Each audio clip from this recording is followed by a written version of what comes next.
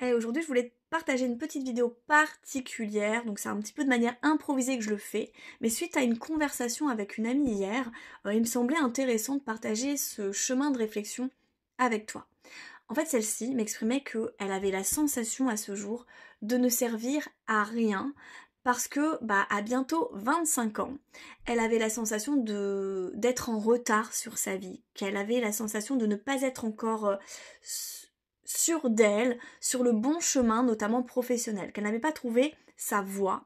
Et du coup, ça nourrit au quotidien beaucoup de culpabilité, beaucoup de frustration, une forme d'injustice parce que elle réfléchit beaucoup, elle pense beaucoup à son avenir, mais elle a l'impression de tourner en rond et que par rapport aux gens de son âge qui ont pour la plupart en tout cas déjà une situation professionnelle ou qui sont peut-être encore en études, elle a l'impression elle de faire du surplace qui est extrêmement difficile. Donc il y a un gros état de souffrance là-dessus et en fait j'en viens à lui dire que à un moment donné il faut arrêter de croire qu'à quel que soit l'âge qu'on a en fait, qu'à un moment donné dans notre vie on doit être automatiquement à une place et que si on n'a pas notre place, on est un moins que rien entre guillemets. Je vais exprimer le fait aussi que on a chacun un cheminement. On n'avance pas de la même manière que notre voisin. On a tous notre chemin de vie avec nos expériences, nos apprentissages, nos compréhensions.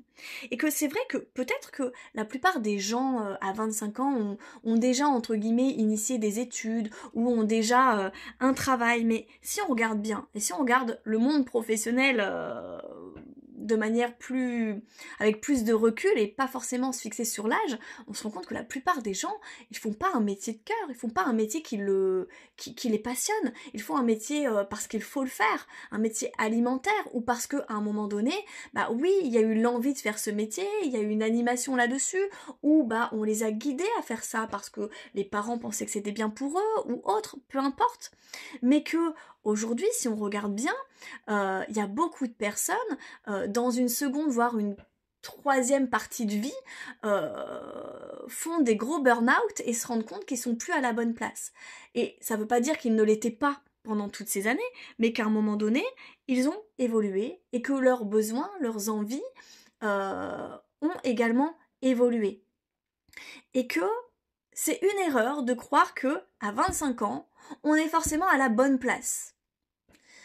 Et que aujourd'hui, si elle est à cette place qui est un petit peu de figement, on reviendra là-dessus tout à l'heure, c'est pas pour rien. Et au travers de cet échange, en fait, ça m'a ramené à moi, à mes 25 ans, à faire un point là-dessus et me dire, mais tu sais qu'à 25 ans, moi, j'étais pas encore thérapeute, et j'étais complètement dans un flou artistique. C'est-à-dire que c'était une période de ma vie où j'ai remis en question énormément de choses. Parce que il faut savoir que, certes, j'étais dans la psychologie clinique et psychopathologie clinique, donc j'ai une licence, j'ai fait un master 1, et je me suis retrouvée bloquée en master 1. Donc j'avais à peu près 24-25 ans. Et à ce moment-là de ma vie, en fait, je vais passer des détails, mais j'ai eu malheureusement un maître de conférence qui m'a exprimé le fait que entre les études et le travail, il fallait choisir. Oui, parce que moi, j'étais obligée de travailler à côté de mes études, mais en soi, depuis la licence 1, j'ai toujours travaillé et su composer entre mes études et le travail, et j'ai toujours géré. Mais en tout cas, il a remis en question beaucoup de choses et d'autres problématiques sont venues et ça m'a complètement dégoûtée de ce monde de la psychologie et j'en suis venue donc à arrêter mes études en plein master et à me poser la question si j'étais vraiment faite pour aider les gens, à me dire peut-être qu'Amandine tu n'es pas du tout sur la bonne ligne et que va falloir te remettre en question là-dessus. Et c'est ça qui est drôle parce que c'est quelque chose que j'avais complètement oublié, c'est cette conversation avec elle qui m'a remis ces souvenirs en lumière. J'ai cherché une multitude de possibilités pour moi en dehors de la psychologie et de cet univers de la thérapie. Et à un moment donné, j'en suis même venue à me dire peut-être que ta place c'est peut-être dans une bibliothèque. Donc j'ai commencé à faire toutes mes recherches pour être bibliothécaire. Donc ce sont quand même des grosses études. Mais j'étais complètement à fond dedans à faire des recherches et aller dans une voie qui me nourrissait pas, hein, mais ça me prenait la tête, etc. Et je crois qu'il y a très peu de gens qui savent que j'ai fait ces recherches. En soi, j'ai rien initié, mais j'étais dans cette quête de moi et ça a été très très très difficile. Finalement, j'ai fait une formation de thérapeute conjugale et familiale pour un petit peu me rallier à cet aspect thérapeutique. Et c'est en 2015, en effet, à mes 26 ans, que j'ai fait ma formation d'hypnose ericksonienne. Et voilà, et je lui dis, tu sais, à 25 ans, j'étais complètement paumée. En janvier 2015, donc avant même mes 26 ans, je me forme à l'hypnothérapie. Et en mai 2015, j'ouvre mon cabinet. Donc en soi, on a tous notre parcours. Et que oui, il y a des moments où on va être confronté à des obstacles ou à des expériences plus ou moins faciles, mais ça veut pas dire qu'on a fait les mauvais choix. Ça veut juste dire que on a tout simplement des apprentissages et on avance à notre rythme. Et que peut-être qu'aujourd'hui, je suis hypnothérapeute, et peut-être que demain ou dans 10 ans, je serai complètement autre chose. On n'a pas de certitude. J'aime pas trop cette phrase, mais en effet, les certitudes d'aujourd'hui ne sont pas celles de demain. Je déteste cette phrase. Mais bon, en soi, fondamentalement, c'est vrai. On est certain sur le moment de certaines choses. Je suis épanouie dans mon travail, je suis animée, mais je sais que peut-être demain, les choses évolueront. Voilà, mon métier va évoluer dans les mois à venir et c'est pour la bonne cause. Mais en soi, comprendre que il n'y a pas d'erreur, il n'y a pas d'échec d'être à un moment T dans une certaine position. Et pour reprendre le discours de mon amie, c'est qu'elle avait la sensation d'être complètement en effet inutile, parce que elle, son besoin, c'est d'aider les autres. Mais de quelle manière le faire? Et du coup, je lui exprimais le fait que peut-être pour qu'elle puisse pleinement un jour aider les autres, elle avait besoin de passer par un processus d'évolution. Et on a chacun notre processus d'évolution qui nous est propre. Et c'est pour ça, en fait, qu'il est essentiel d'être bienveillant envers soi-même. Et en fait, ce temps de figement n'en a pas vraiment été un, parce que durant tout ce temps, il y a eu un gros travail psychologique, un travail intérieur où elle a évolué en tant que femme et où elle s'est libérée de blessures qui sont peut-être essentielles pour être quelqu'un qui va aider l'autre et pour avoir la meilleure des empathies et une meilleure justesse pour accompagner l'autre. Donc, je pense qu'en bref, quelle que soit l'étape de vie dans laquelle on se trouve, on peut se mettre beaucoup de pression parce que finalement c'est la société qui nous a éduqués comme ça. Il faut savoir ce qu'on veut faire. Dès notre plus jeune âge, on rentre au collège, il faudrait déjà connaître le métier d'avenir, ce qu'on veut faire comme études, etc. Alors que à cet âge, on ne se connaît déjà pas et que même moi, aujourd'hui, j'ai une certaine lecture de moi-même, mais je me connais pas totalement. Et que, ouais, il faut qu'on s'accorde ce temps de connaissance de soi. Et ce qu'on est aujourd'hui, on ne le sera peut-être pas demain. Donc, il faut vraiment prendre conscience que, quel que soit le choix qu'on a fait,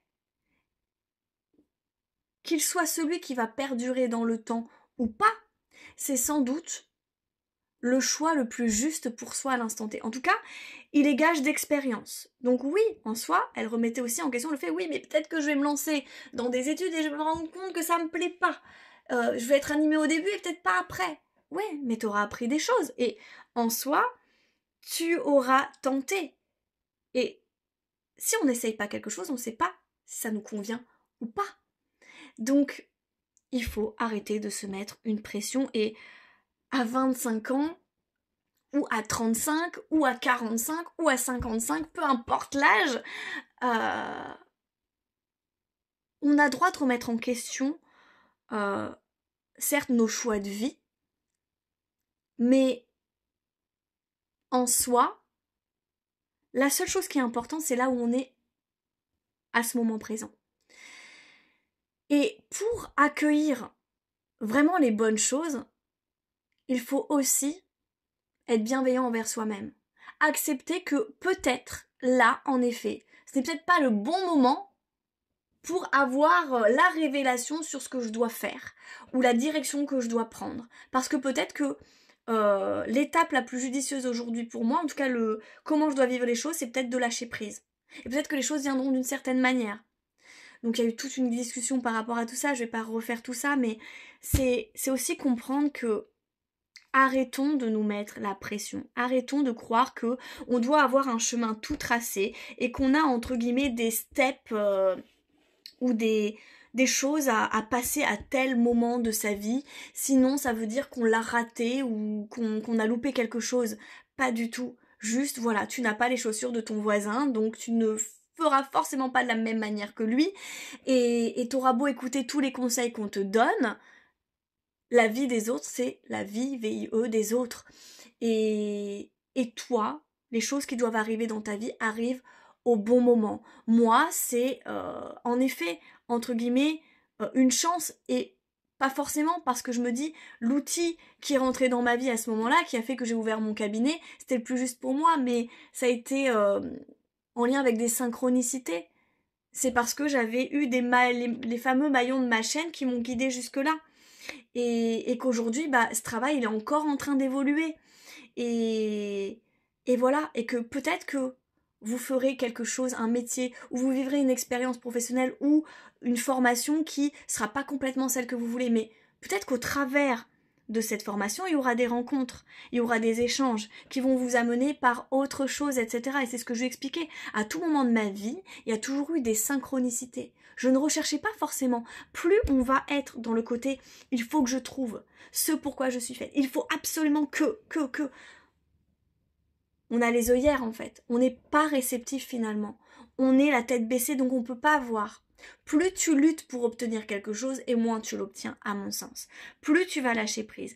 Plus tu vas être ouvert et juste dire ouais c'est vrai que j'aurais envie peut-être d'améliorer moi quand j'aime beaucoup me former.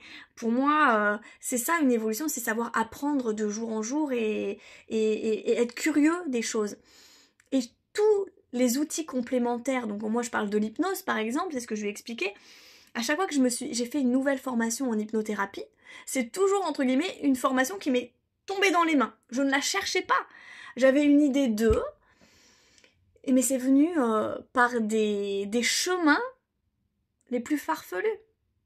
Et c'est ça que j'adore en fait, c'est se laisser surprendre par la vie. Des fois on s'attend pas à quelque chose et ça arrive d'une certaine manière. Et c'est parce que c'est bon pour toi. C'est riche d'expérience. Alors peut-être que ça sera ton métier de cœur, peut-être pas, peut-être que ça sera une étape de vie, mais en tout cas, accueille et arrête de te mettre la pression. Tu avances au bon rythme pour toi. Et je rappelle aussi, on fonctionne beaucoup en cycle. On est comme ces fameuses saisons. À l'instant T, là on est dans la phase d'hiver. Hein. Donc comme je lui ai dit, n'attends pas à être l'arbre qui a toutes ses feuilles et ses fruits bien touffus, bien épanouis, alors que là t'es en phase d'hiver et t'es complètement nu en fait. Ne saute pas les étapes en fait, c'est ça qui est important de comprendre. Ne saute pas les étapes. C'est dur, parce que moi aussi je veux avancer très vite dans certaines choses, etc. Mais en fait, plus tu vas accueillir les choses et plus tu vas accepter, et plus ce sera facile en fait. Mais en soi, tu ne sers pas à rien, déjà, on n'est pas là pour servir à quelque chose, on est nous, on est là pour vivre notre expérience, et on fait du mieux qu'on peut. Voilà, après, il y a des blessures, il y a des choses à travailler, il y a des compréhensions à avoir, et c'est un chemin. Mais en soi, tout est juste, et il n'y a pas de mauvais choix. Et que peut-être que tes amis, ils ont déjà le métier idéal, mais peut-être que demain, ils vont péter un câble, et demain, ils seront à l'opposé de ce qu'ils étaient. Et c'est ok.